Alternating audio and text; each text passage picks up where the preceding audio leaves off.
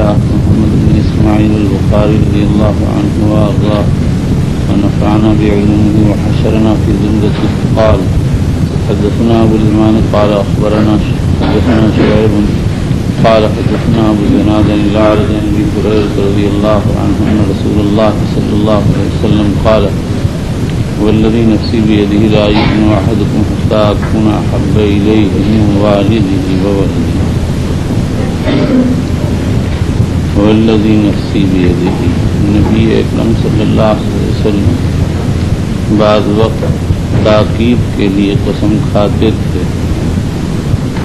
علامہ ابن قیم نے لکھا 80 سے زائد مواقع حضور صلی اللہ تعالیٰ علیہ وآلہ وسلم سے قسم کھانا منقول.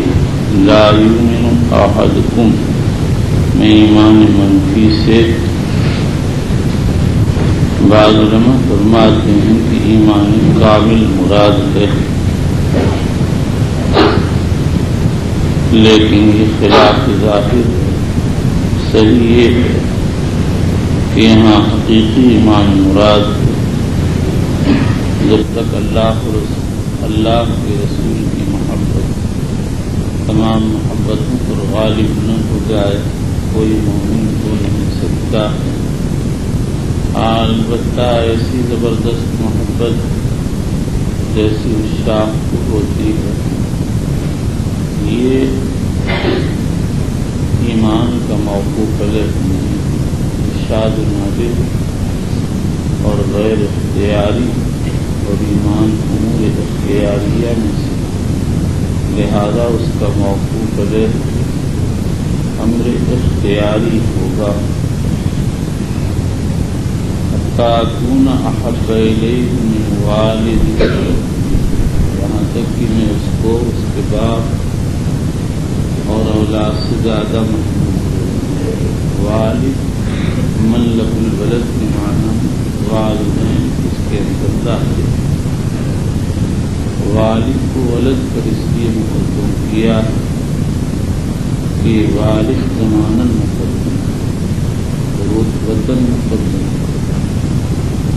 اور والد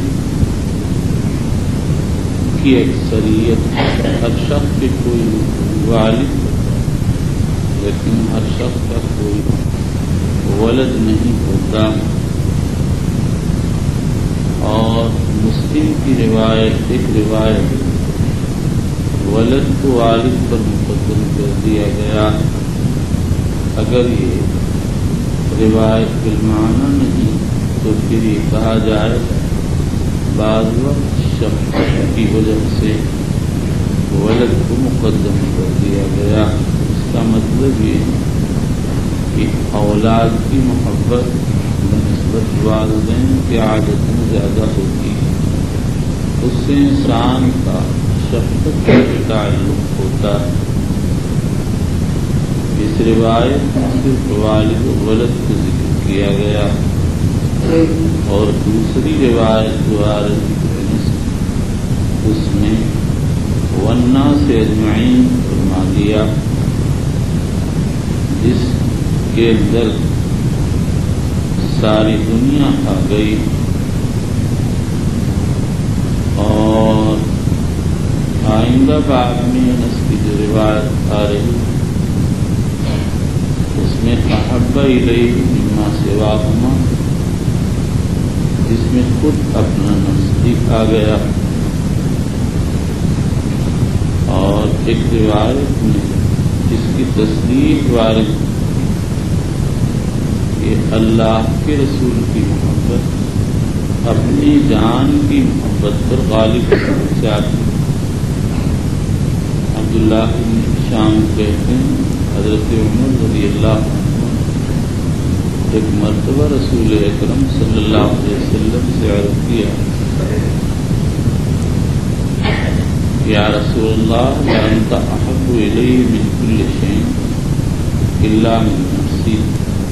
حضور اکرم صلی اللہ علیہ وسلم نے ارشاد فرمایا لا والذی نفسی بیدہ حتی اکون احب الیک من نفسک. تو حضرت رضی اللہ عنہ نے عرض کیا فإنك الآن أحب إلي من نفسي. آپ نے فرمایا الآن یا عمر، اب تمہارا ایمان مکمل ہوا. یہاں پر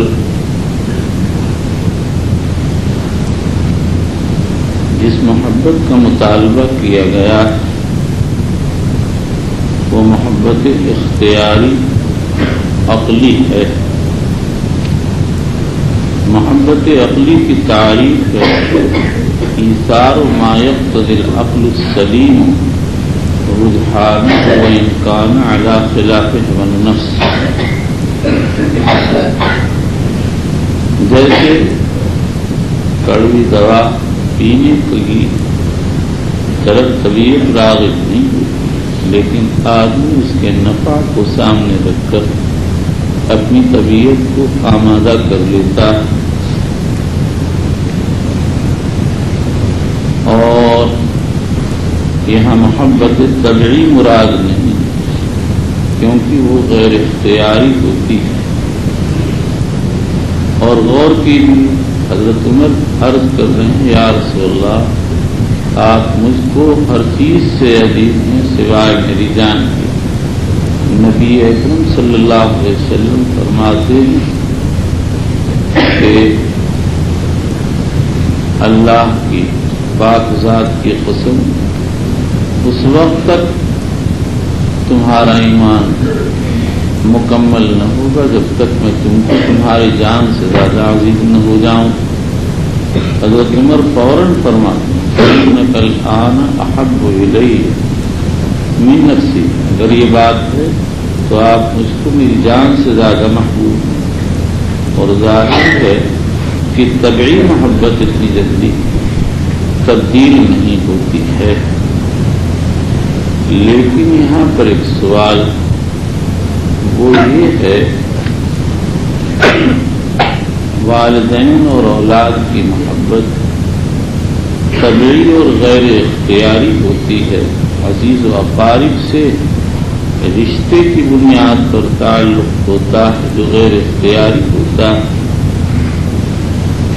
تو ان ساری محبتوں پر اللہ کے رسول کی محبت کیسے غالب آ سکتی؟ اس کا جواب دینے سے پہلے محبت کی حقیقت سمجھ لیجیے. محبت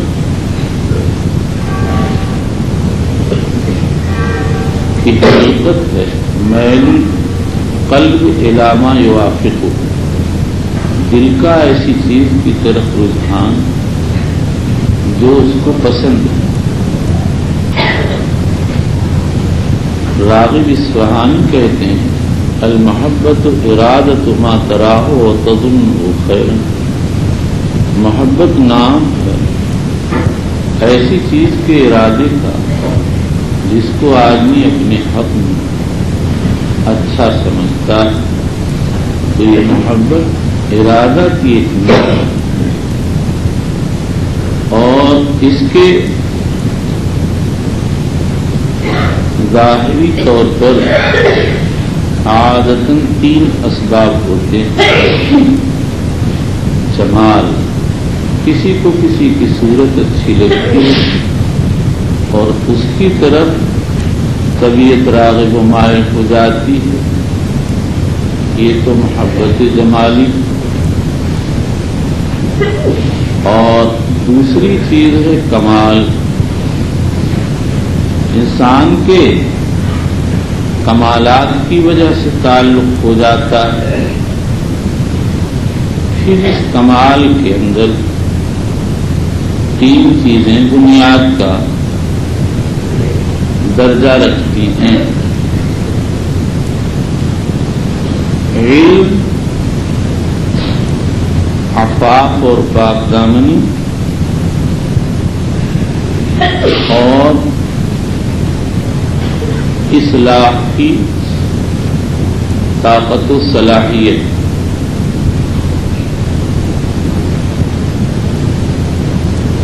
یہ محبت کمالی تیسرا سبب احسان. آدمی کسی پر احسان کرتا رہتا ہے حتیٰ کہ اس کے دل میں محسن کی محبت پیدا ہو جاتی.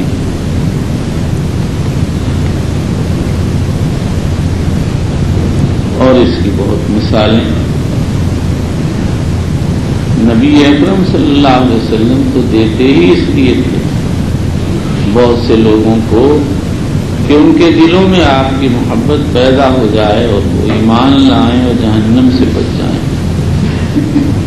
فرمایا انی لعوف الرجل وغیرہ احب الی خشیۃ ان یکبہ اللہ فی النار.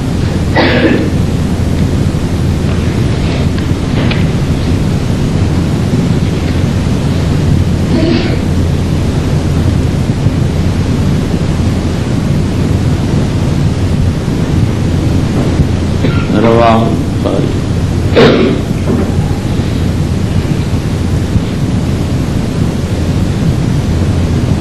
یہ محبت احسانی.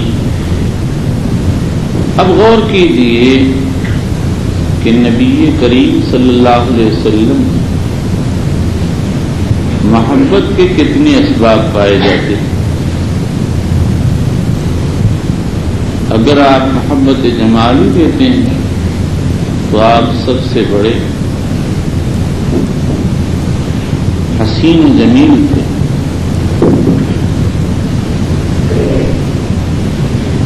احادیث میں تصریح ہے، صحابہ کہتے ہیں ہم چاند کو دیکھتے اور آپ کو دیکھتے تو آپ ہم کو چاند سے زیادہ حسین معلوم ہوتے. یہ کوئی مبالغہ ترازی کی بات نہیں ہے.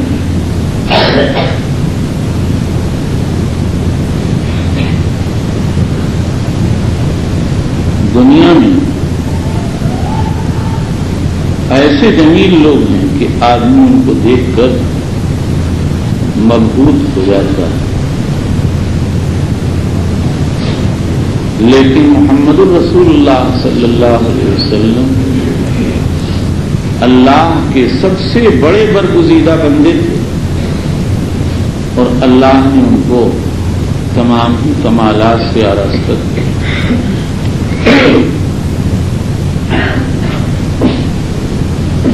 اس میں ایک کمال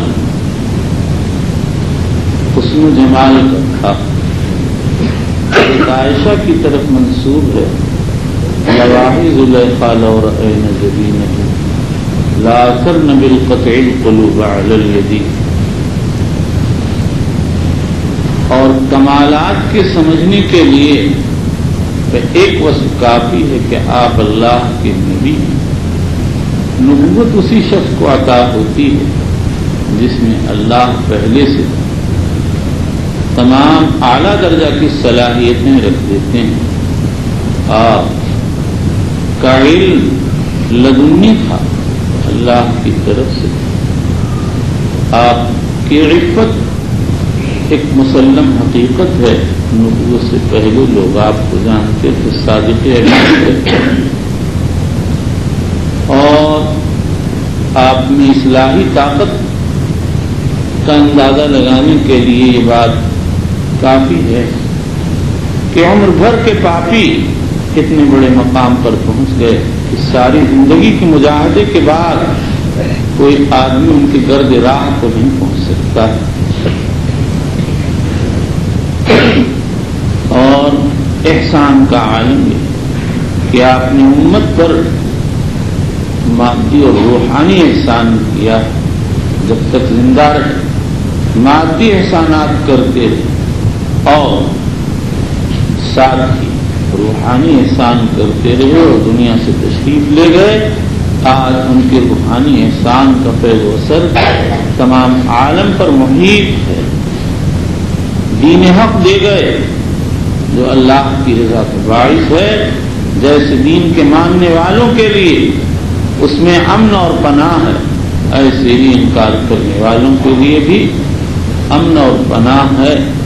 جہاں پر بلائیں اور زلزلے آتے ہیں وہاں کے لوگ اس کا اب اقرار بھی کر لیتے ہیں دبی زبانوں سے۔ اسلام ایسی ہی چیز ہے۔ تو جب آپ کی محبت کے سارے اسباب بدرجہ اتم موجود ہیں تو یقینی بات ہے کہ مومن کے دل میں جب آپ کی محبت آئے گی تو اس کے سامنے تمام محبتیں ٹوٹ پھوٹ جائیں گی، ان کا کوئی اثر ظاہر نہ ہو پائے گا۔ جو سلطان عزت علم برکشد جہاں سر بجیبے عدم درکشد، اور یہی وجہ ہے کہ حضور صلی اللہ تعالی علیہ وسلم کے مقابل میں کوئی آدمی نہ آل کی پرواہ کرتا اور نہ مال کی پرواہ کرتا، سب کچھ قربان کر دیتا۔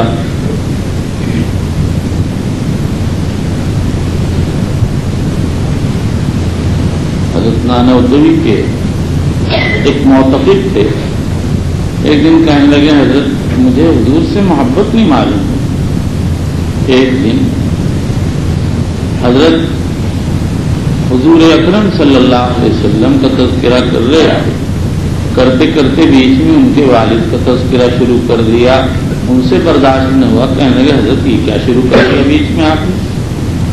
فرمایا تم تو کہتے تھے کہ مجھ کو حضور صلی اللہ علیہ وسلم سے محبت نہیں لگتی، یہ کیا چیز ہے کہ باپ کا تذکرہ بھی نہیں پسند ان کے تذکرے کے بیچ میں؟ بات یہ ہے کہ مومن کے دل میں ان کی محبت رچی بسی ہے، اس کا پتہ تزاحم کے وقت چلتا ہے۔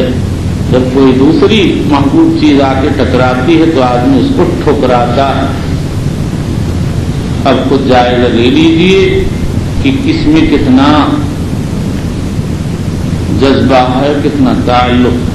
جس میں حضور کی جتنی محبت ہوگی اسی کے اعتبار سے آپ کے احکام کا احترام ہوگا، اس کے بجا آوری کا اہتمام ہوگا۔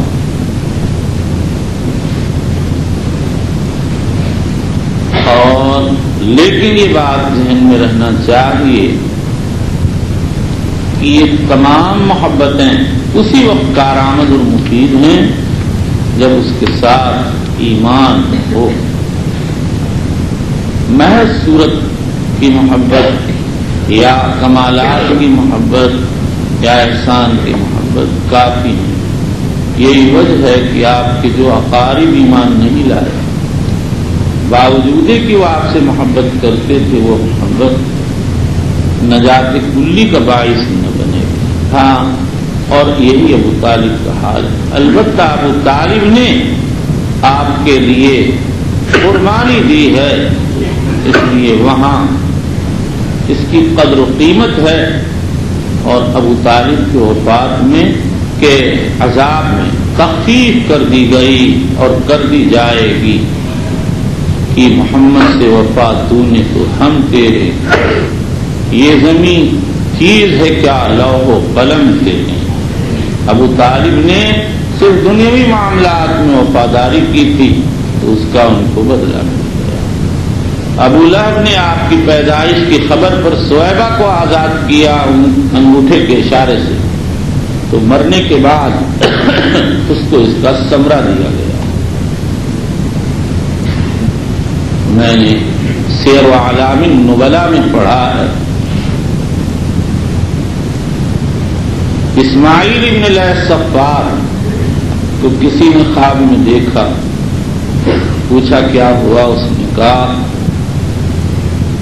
میری صرف اس بات پر مغفرت ہو گئی کہ ایک پہاڑی پر کھڑا میں اپنے لشکر کا جائزہ لے رہا تھا اور میرے دل میں خیال آیا اگر میں حضور صلی اللہ علیہ وسلم کے زمانے میں ہوتا تو اپنے اس لشکر سے آپ کی مدد کرتا، بس اتنی سی بات کر میری بخشش کرنی۔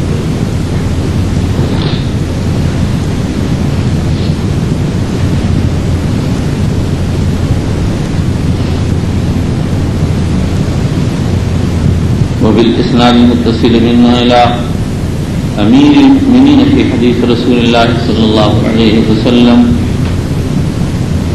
ابي عبد الله محمد بن اسماعيل البخاري رضي الله عنه وارضاه وأجزل ثوابه ووفاه وحشرنا في زمرة ونفعنا بعلمه. قال حدثنا يعقوب بن إبراهيم قال حدثنا ابن علي عن عبد العزيز بن سعيد بن مسلم رضي الله عنه عن النبي صلى الله عليه وسلم وحدثنا ابن أبي عاصم قال حدثنا شعبة عن قتادة عن أنس قال قال رسول الله صلى الله عليه وسلم لا يؤمن أحدكم حتى أكون أحب إليه من والده وولده والناس أجمعين.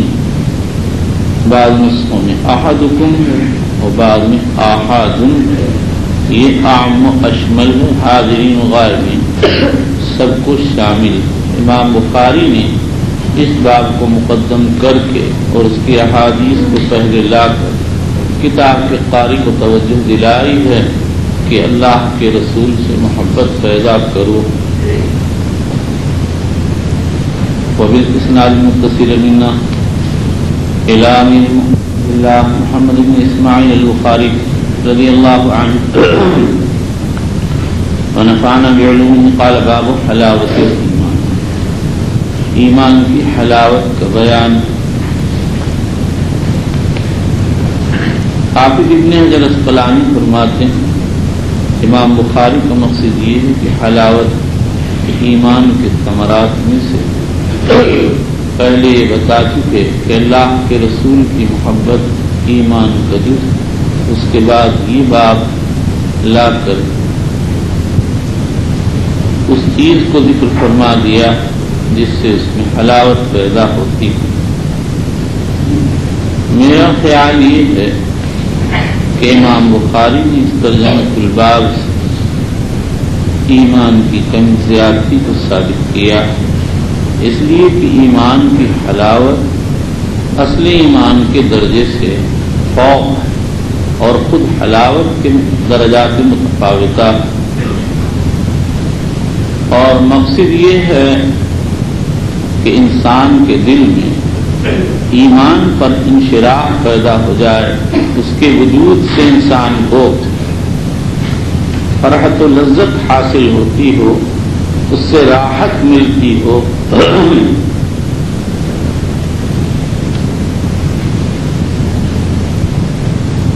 یہ لذت معنویہ ہے جو لذت محسوسہ سے بہت بڑھی ہوئی ہے، کیونکہ لذت محسوسہ کا تعلق حواس ظاہرہ سے، اور حواس ظاہرہ محدود، ان کے ادراکات محدود ہیں، اور لذت معنویہ کے احساس کرنے کا تعلق عقل سے ہے، اور اس کے ادراکات بہت زیادہ وسیع ہیں. تو اس ترجمے سے مرجئہ کی بھی تردید ہو گئی، ایمان کی کمی زیادتی کا انکار کرتے ہیں اور یہ دعویٰ کرتے ہیں کہ ایمان کے ہوتے ہوئے نطاق کی ضرورت میں معصیت مضر. وبالاسناد المتصل منا الى امير المؤمنين في حديث رسول الله صلى الله عليه وسلم ابي عبد الله البخاري قال حدثنا محمد بن مسنى قال حدثنا عبد الوهاب الثقفي قال حدثنا ايوب عن ابي قلابة عن انس رضي الله عنه عن النبي صلى الله تعالى عليه وسلم قال ثلاث من كن فيه وجد حلاوة الإيمان أن يكون الله ورسوله أحب إليه مما سواهما وأن يحب المرء لا يحبه إلا لله وأن يكره أن يعود في الكفر كما يكره أن يقذف في النار. ثلاث من كن فيه وجد حلاوة الإيمان. ثلاث نکرہ اور عادتاً نکرہ مفید نہیں ہوتا، کیونکہ اس سے کوئی خاص فائدہ نہیں حاصل ہوتا، لیکن اگر کوئی فائدہ حاصل ہو تو پھر نکرہ کو مبتدا بنا سکتے ہیں، جیسے کوكب قد الساعة یا بقرة تکلمت وغیرہ. نیز یہاں پر سلاسن کا مضاف الیہ محذوف ہے، سلاس خصال، یا اس کا موصوف محذوف ہے، خصال سلاس. من کن فیہ وجد حلاوت الایمان، جس میں یہ چیزیں ہوں گی وہ ایمان کی حلاوت پالے گا.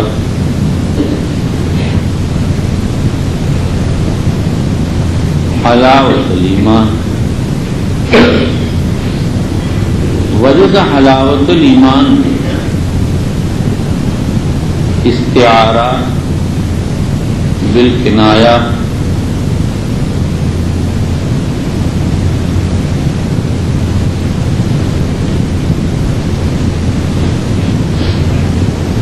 کیا، استعارہ بالکنایہ پایا جاتا ہے.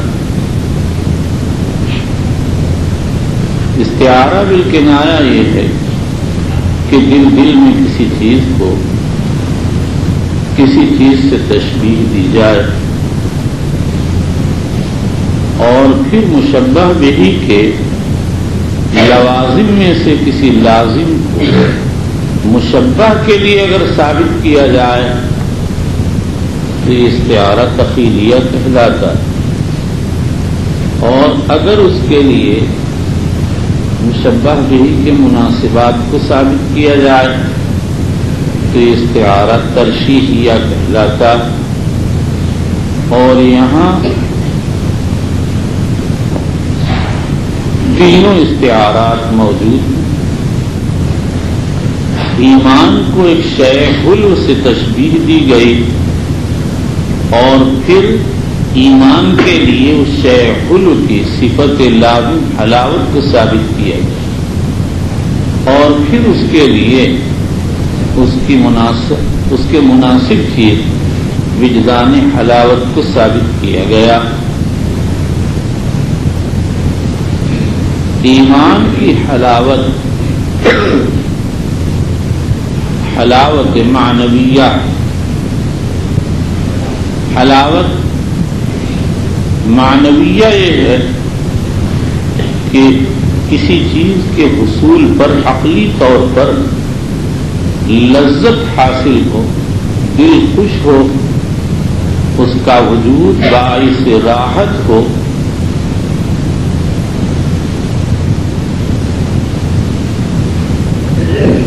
ظاہر ہے کہ جس کے دل میں ایمان ہوتا وہ اپنے ایمان پر شاداں و فرحاں ہوتا، اس کے وجود سے اس کو راحت محسوس ہوتی ہے.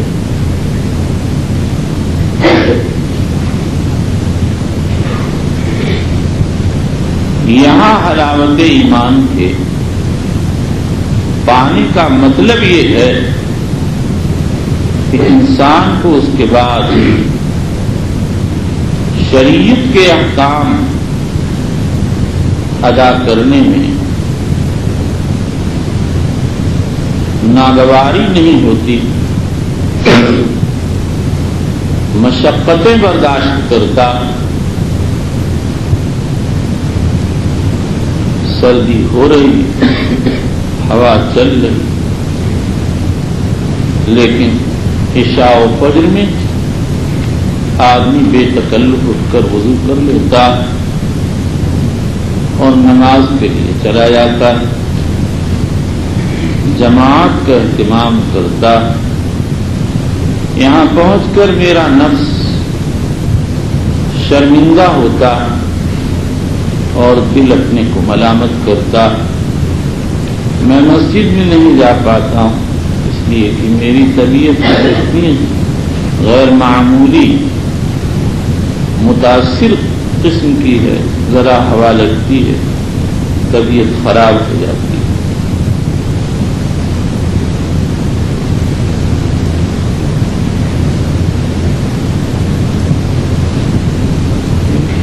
طبیعت میں پتہ نہیں کیا ہیلا ڈھونڈتا.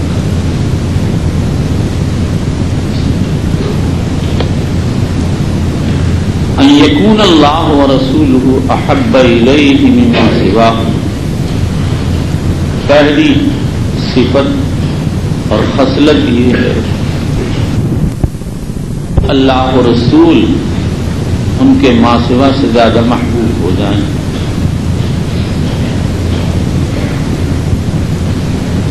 جس کا اثر یہ ہوگا کہ انسان اللہ و رسول کو ہر چیز پر ترجیح دے گا، ان کی فرما برداری اپنا مطمع نظر بنائے گا. مما سوا ہما میں ہما کی ضمیر اللہ و رسول کی طرف آئے. اس میں ایک ہی ضمیر میں اللہ و رسول کو جمع کر دیا گیا ہے. حالانکہ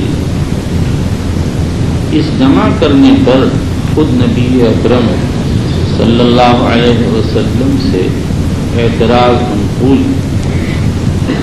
عدی بن حاتم رضی اللہ عنہ فرماتے ہیں کہ حضور صلی اللہ تعالی علیہ وسلم کی خدمت میں ایک شخص نے آ کر خطبہ دیا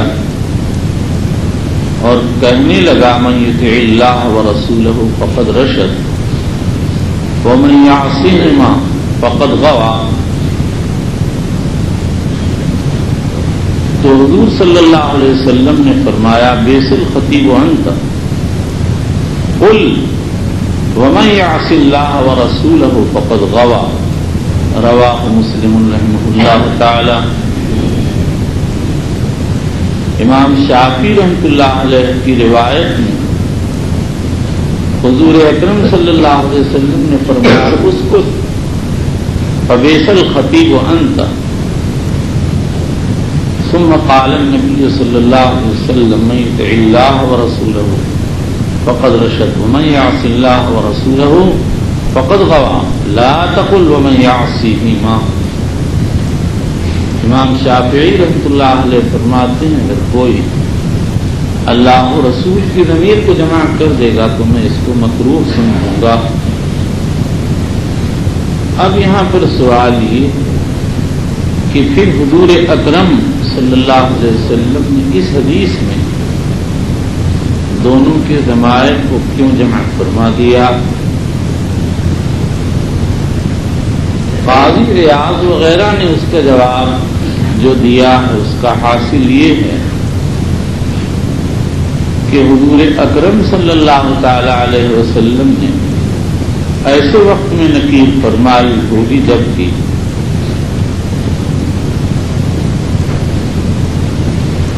کسی کو تسویہ کا خیال ہو سکتا. احتمال تسویہ کو کاٹنے کے لیے آپ نے جمع بین الضمیرین کو ضمیرین پر نکیر کی.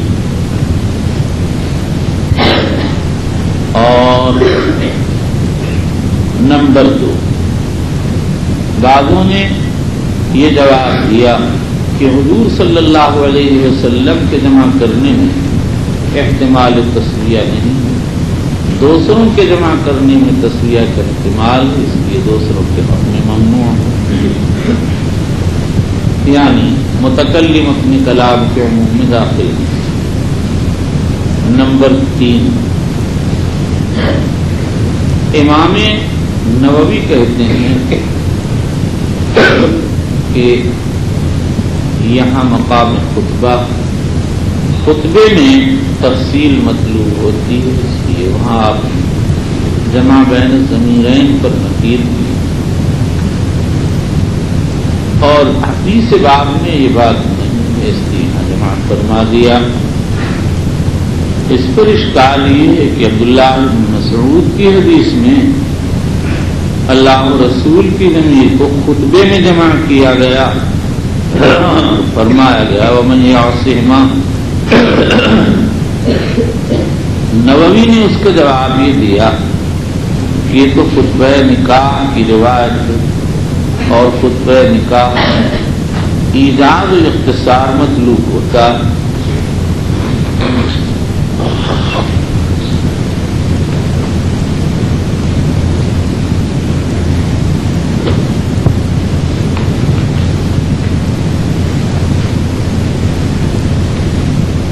نمبر 4 امام طحاوی کی رائے یہ ہے کہ آپ نے بے جگہ وقف کرنے پر نکیر کی.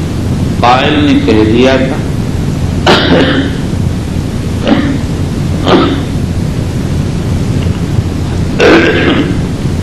من یطع اللہ ورسولہ فقد رشد ومن یعصہما.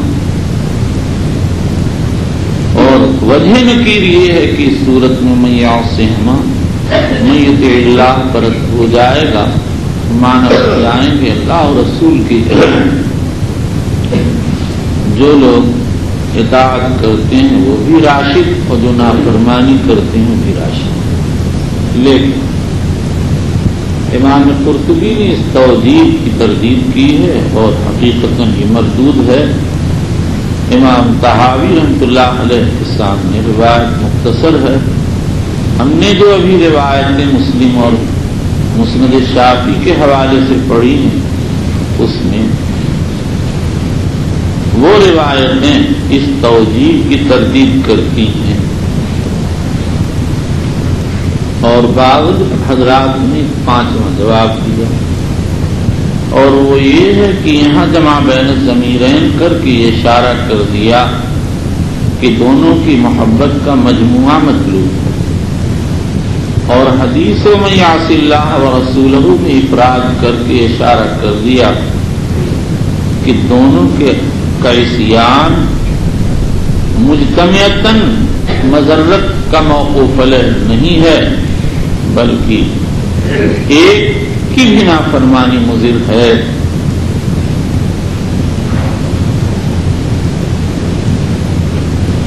وَأَن يُحِبَّ الْمَرْءَ لَا يُحِبُّهُ إِلَّا لِلَّهِ.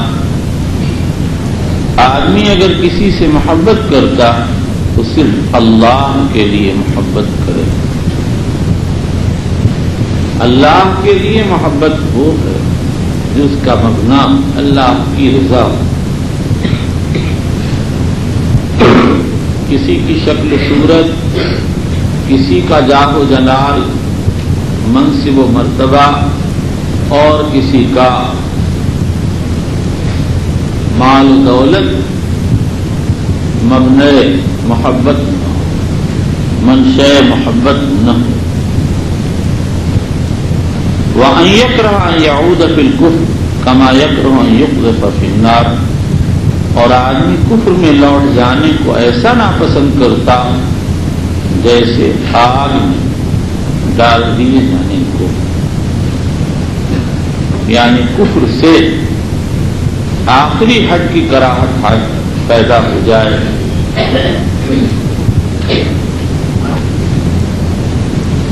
وبالإسناد المتصل منا إلى أمير المؤمنين في حديث رسول الله صلى الله عليه وسلم أبي عبد الله محمد بن إسماعيل البخاري رضي الله عنه وأرضاه وأجزل ثوابه ووفاه وحشرنا في زمرة ونفعنا بعلومه. قال: باب علامة الإيمان حب الأنصار. ایمان کی علامت انصار کی محبت ہے. امام بخاری رضی اللہ تعالی عنہ نے اس ترجمۃ الباب سے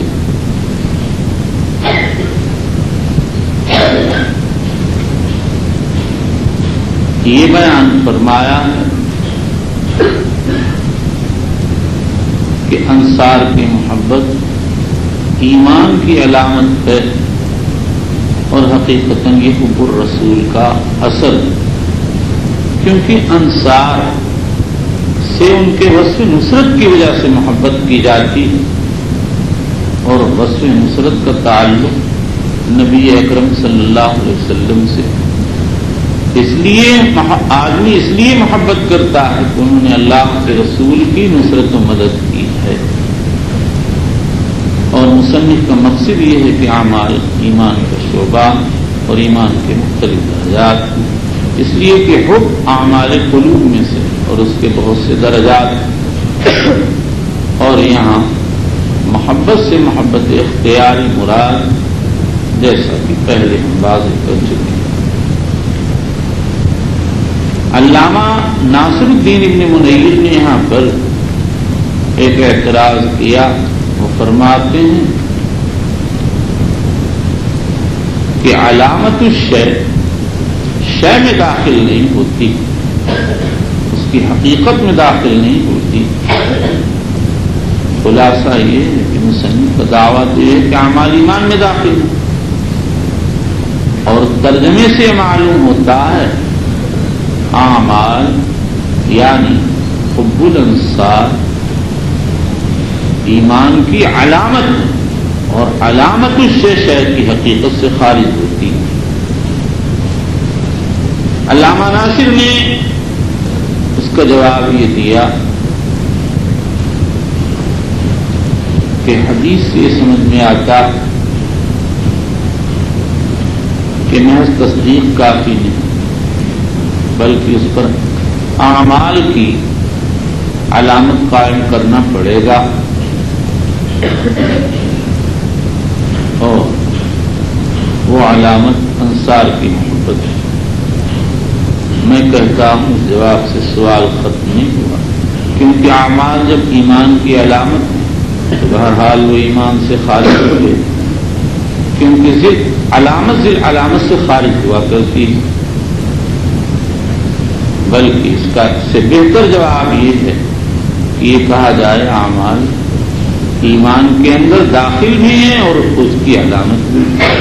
لیکن نماز ایمان میں داخل اور مومن کی پہچان کی نشانی، یہی حال دیگر اعمال کا بھی ہے۔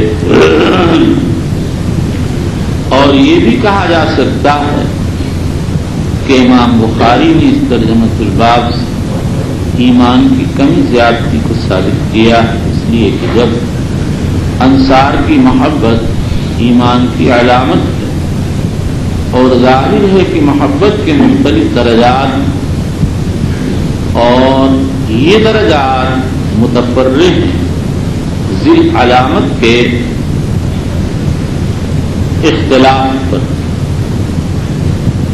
انسان کا جیسا ایمان ہوگا اسی کے اعتبار سے اس کی محبت ہوگی، تو علامت کے درجات مختلفہ، ذی علامت کے درجات مختلفہ کا قرینہ اور اس کی دلیل ہیں، اور ذل علامت ایمان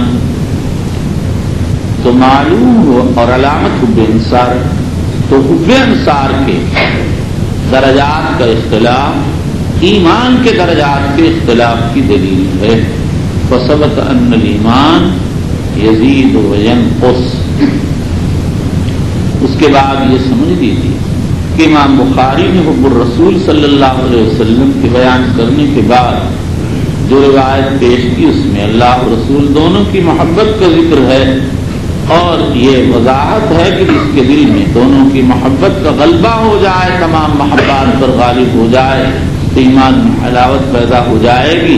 غالباً اس کے بعد وہ صحابہ کو ذکر کرنا چاہتے اور یہ بتانا چاہتے تھے کہ وہ بھی ایمان کا شعبہ ہے، لیکن مصنف کو کوئی ایسی روایت نہیں ملی جس میں محبت صحابہ کو ایمان کہا گیا ہو اور وہ ان کی شرط پر ہو، اس لیے مصنف نے حب انصار کے بیان پر اکتفا کر لیا، کیونکہ امام بخاری رحمۃ اللہ علیہ کے پاس حب انصار کے سلسلے میں حدیث ان کی شرط کے مطابق موجود ہے۔ وبالاسناد المصنف رضی اللہ تعالی عنہ قال حدثنا ابو الولید قال حدثنا شعبۃ قال اخبرني عبد الله بن جبر قال سمعت انس بن مالك رضي الله عنه عن النبي صلى الله عليه وسلم قال آیت الایمان حب الانصار وآیت النفاق بغض الانصار۔ ایمان کی علامت انصار کی محبت اور نفاق کی علامت انصار سے بغض۔ آیت علامت بعض نسخوں میں واقع ہو گیا انہ الایمان حب الانصار، لیکن یہ تحریف ہے، اور اگر یہ ثابت ہو تو ضمیر شان کی ہوگی، اور مطلب ہوگا بے شک حال یہ ہے کہ ایمان حب انصار ہے۔ انصار جمع ناصر کی، جیسے اصحاب جمع صاحب، اور یہ بھی ہو سکتا ہے کہ یہ جمع ہو شریف نصیر کی، جیسے اشراف جمع شریف کی، یہ لقب ہے قبائل اوس و خزرج کا۔ حضور اکرم صلی اللہ تعالی علیہ وسلم کی مدینہ تشریف آوری سے پہلے یہ لوگ بنو قیلہ کے لقب کے ساتھ